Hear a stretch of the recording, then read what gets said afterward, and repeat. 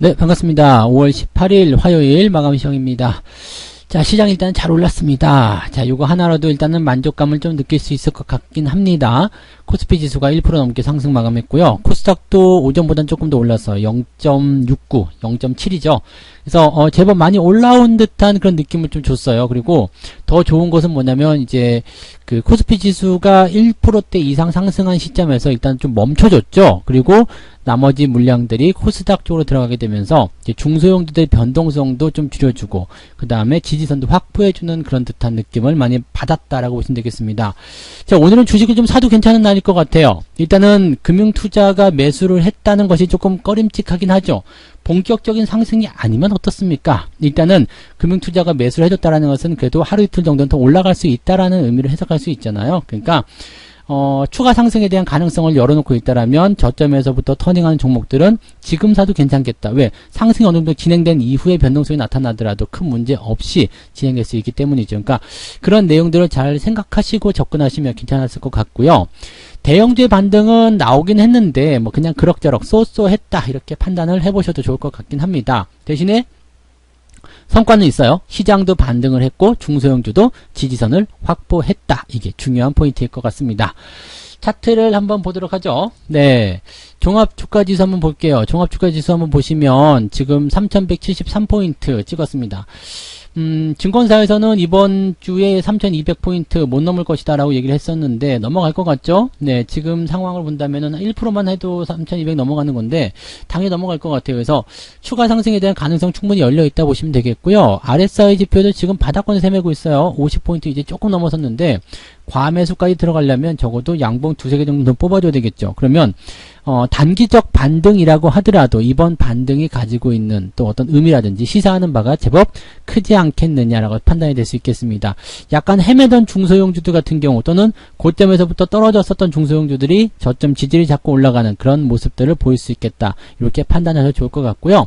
또 추세가 계속 진행되던 종목군들은 나 추세 더 진행될래, 더 진행할래, 더 올라갈래 이렇게 얘기를 해줄 수 있을 것이다 라고 생각하셔도 좋을 것 같습니다.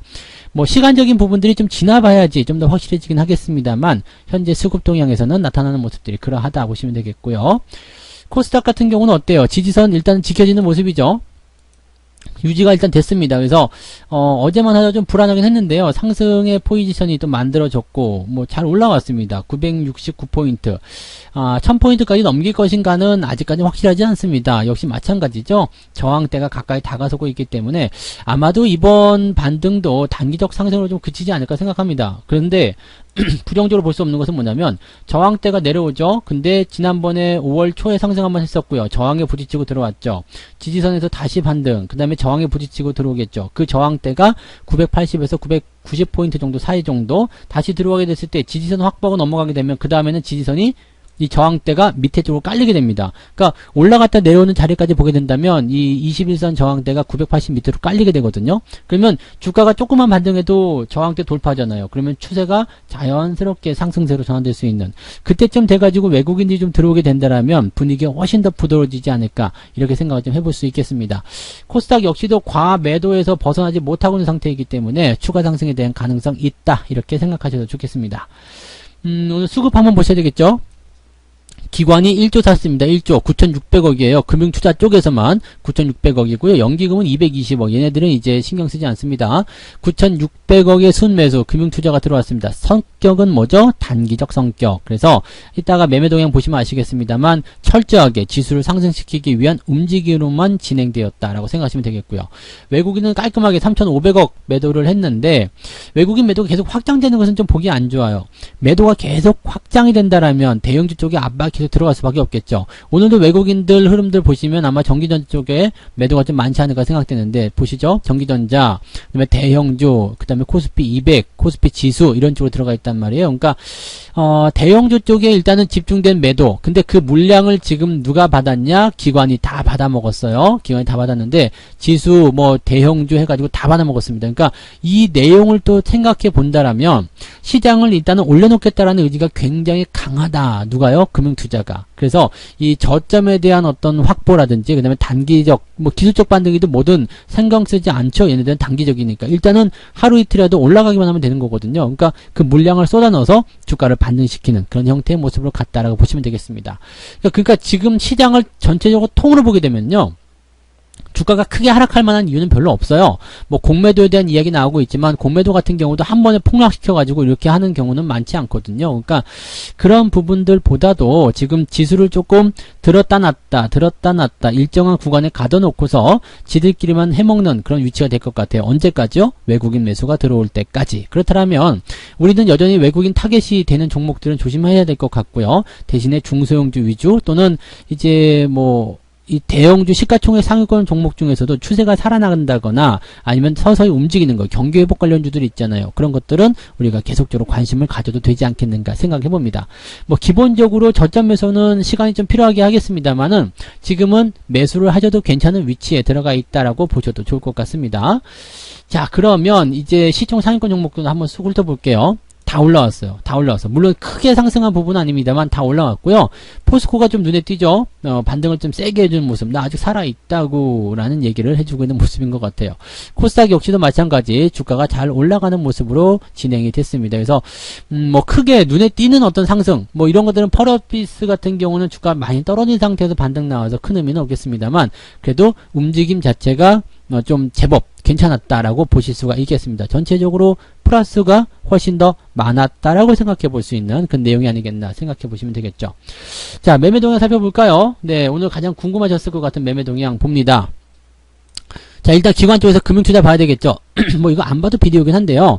기관 쪽 움직임 보시면 가장 많이 산 게 삼성전자, 그 다음에 레버리지, 하이닉스 이렇게 되어 있죠. 금융투자가 아마 다 되어 있을 겁니다. 그죠? 금융투자가 오늘 매수한 게 삼성전자, 하이닉스, 그 다음에 레버리지다. 레버리지를 위해서 삼성전자와 하이닉스를 샀을 것이다. 삼성전자 왜 이렇게 많이 샀어요? 외국인들이 많이 팔았기 때문이겠죠. 자, 이 부분만 보시면 되는 거예요. 그래서 지금 금융투자가 원하는 것은 무엇이냐? 인버스 다 갖다 팔았고요. 그 다음에 레버리지를 샀다라는 거, 시총 상위권 종목에 매수를 했다라는 거, 시장을 단기적으로 끌어올려서 먹겠다라는 이야기나 마찬가지입니다. 그래서 이 수익을 노리고 매수가 들어왔다 이렇게 생각하시면 되는 거고요. 자, 연기금 같은 경우는 뭐 별다른 움직임 없을 거예요. 근데 항공주 쪽에 움직임 좀 있었고요. 그 다음에 자동차, S-오일 오늘 괜찮았죠.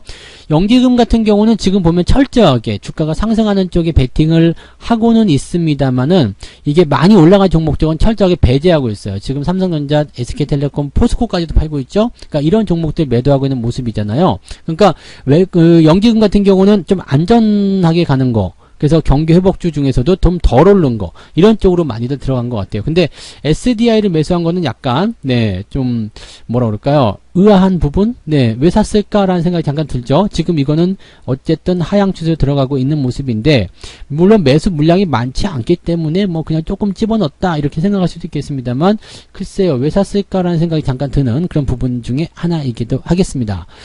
그래서 기관들 총계로 살펴보시게 되면 일단은 금융투자가 워낙 압도적으로 많이 샀기 때문에 매도를 다 장악하는 그런 모습으로 진행이 됐고 전체적으로 분위기가 나쁘지 않았다라고 생각해 주시면 될 것 같습니다. 외국인들 거 아까 잠깐 봤지만 한 번 더 살펴보죠.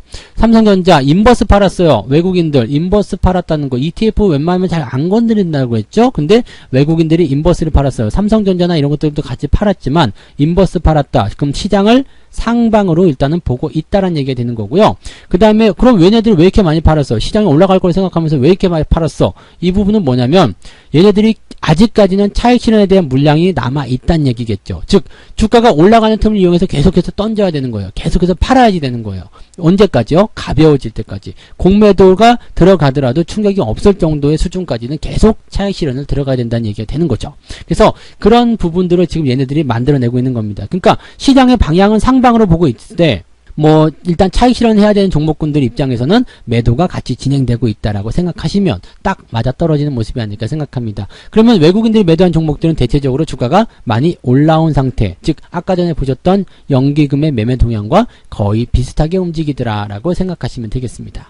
그러니까 이런 모양새만 살짝 보게 되신다라면 사실 이제 시장이 가지고 있는 뭐 기초 체력이라든지 추세라든지 이런 것들도 물론 뭐 중요할 수 있겠습니다만은 일단 수급에 의해서 시장이 움직이고 있다라고 생각하시면 되고 얘네들이 원하는 의도, 원하는 방향에 따라서 시장이 움직여지고 있다라고 생각하시면 되는 것 같아요. 그래서 지금은 일단 금융투자에게 초점을 맞추셔야 될 것 같아요. 시장이 단기적 반등할 수 있다라는 것에 초점을 맞추시고요. 단기적으로 올라가는 부분들의 수혜를 입는 종목들이 뭐가 있을까? 일단 시총 상위권 종목군들은 외국인들이 팔고 있기 때문에 제대로 된 반등을 보기 좀 어려울 거예요. 어느 정도 올라오게 하겠습니다만 그동안 내려갔던 거 다 뒤집어 엎는 형태는 나타나기 어려울 거고요. 그러면 이 시총 상위권 종목군들은 시장을 버팀목으로 만들어주는 그런 어떤 버티게 하는 역할을 좀 할 것이고요. 그 외적인 종목군들이 치고 올라가면서 수익을 만들어줄 것이다. 뭐 금융투자가 노리는 것은 일단은 레버리지 쪽이 일단 가장 클겠지만은 그 외적으로 중소형주들 이런 쪽에서 관심들이 또 생겨날 수도 있겠다라고 봐주시면 되겠습니다. 그래서 오늘은 중소형주들이 전체적으로 저점을 좀 잘 잡아내고 반등 나오고 이런 쪽으로 좀 가지 않았을까라고 생각해 보시면 되겠습니다. 뭐 일단 우리는 휴일을 앞두고 있기 때문에 미국 시장의 변동성을 좀 생각하긴 해야 되겠습니다만 FOMC 의사록 하나밖에 안 남아 있거든요. 그래서 이번 휴일 동안에 발표된 가장 굵직한 재료 FOMC 의사록 어떻게 진행되는지 이거는 그냥 가볍게 넘어가시면 될 것 같고 어차피 월요일날 연준 의원들이 뭐 금리 인상이라든지 정책적인 부분에 대해서 크게 나쁜 얘기를 하지 않았기 때문에 무난히 넘어갈 것 같다. 그렇다면 미국 시장도 많이 떨어진 상태에서 기술적 반등 나타날 수 있는 상황이죠. 그러면 우리 증시에게 나쁘지 않은 영향을 줄 것이다 라고 생각하시면 되겠습니다. 어쨌든 기술적 반등, 단기적 반등 우리가 한번 예상을 해보고요. 종목들 오늘 매수하셔도 괜찮습니다. 들어가신 다음에 대신에 뭐 무리하게 따라가는 건 안 되겠죠. 들어가셔서 잘 가다 놓고 있으면 됩니다. 잘 들고 계시면 분위기가 조금 더 좋아질 것이다. 계좌가 조금 더 좋아질 것이다. 이렇게 말씀드릴 수 있겠습니다. 자, 휴일은 또 휴일답게 즐기셔야 되겠죠. 이제부터 주식 걱정 싹 잊어버리시고요. 네, 또 휴일 알차게 보내시고 우리 목요일날 다시 뵈면 되겠습니다. 내일 아침에는 종목 진단 조금 해드릴 거예요. 그래서 종목 진단 내일 아침에 살짝 들으시면 될 것 같고요. 그냥 편안하게 즐기시면 되겠습니다. 휴일은 휴일답게. 네. 오늘 하루 수고 많으셨고요. 자, 마감 시황 여기서 마치도록 하겠습니다. 고맙습니다. 본 방송에서 제공되는 모든 정보는 투자 판단의 참고 자료이며 투자의 최종 책임은 본 방송을 이용하는 본인에게 있습니다.